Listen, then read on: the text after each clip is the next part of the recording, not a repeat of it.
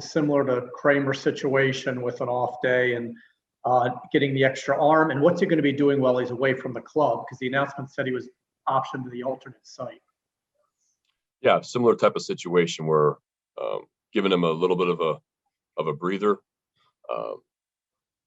kind of a reset a little bit in a lot of ways, and he's just going to stay on schedule.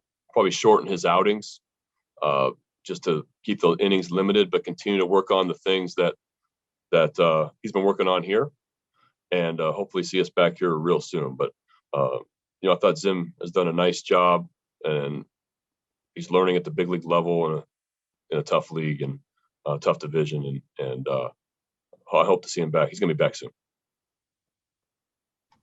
Rich Dubra, go ahead. Hey, Brandon, but is he going to be pitching for Norfolk? I think so, yeah. Stan Charles. Brandon, we spent some time last night talking about Cedric Mullins and confidence. Have you been around a player before who has moved up that as meteorically as Cedric has, after looking like he really had a problem with confidence?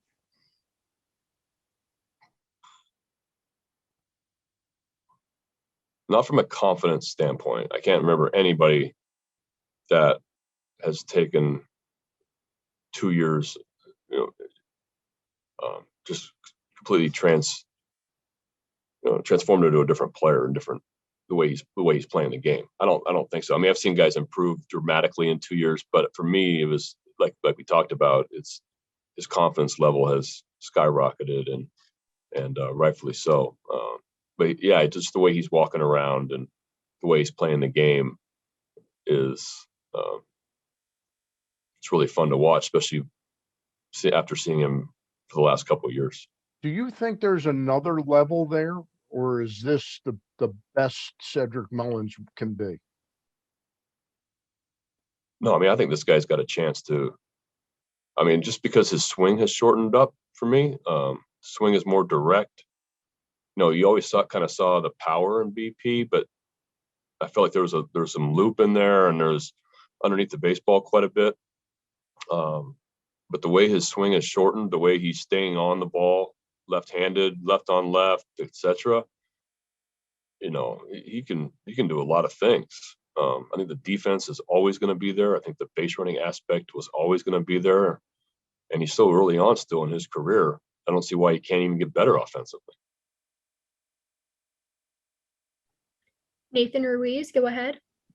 Brandon, I know you're focused on winning games up here, but just what's the excitement level about minor league baseball getting underway? Well, I think, yeah. I mean, reading a lot about stuff the last couple of days. I can't even imagine going a full year without playing. Think back to as a player or as a coach, minor leagues, like not playing for a full year, what those guys went through, how mentally tough and that must have been to just work out and outplay games, extremely challenging. So I'm sure there's a lot of very, very happy people today. Today's the opening day, right? So a lot of people happy today to get back on the field and play against a different uniform. Something you're used to your whole life, and all of a sudden it gets taken away from you for a year. Extremely challenging, and happy to see those guys playing for sure. Steve Molesky. Hey, Brandon, did Dean Kramer find a good pitch mix last night with the heavy four seam? Or for him, is it really, well, most guys, maybe it'll depend on the opponent and the night and so forth?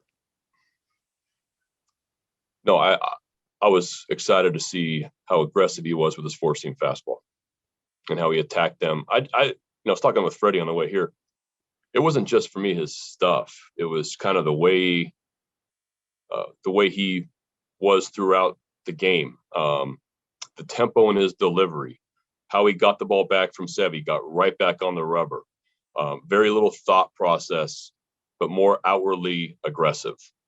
And that went into his pitches. I mean, you saw the attack to the hitter, and that's what we've been talking a lot about. I felt like he made strides in that Texas start.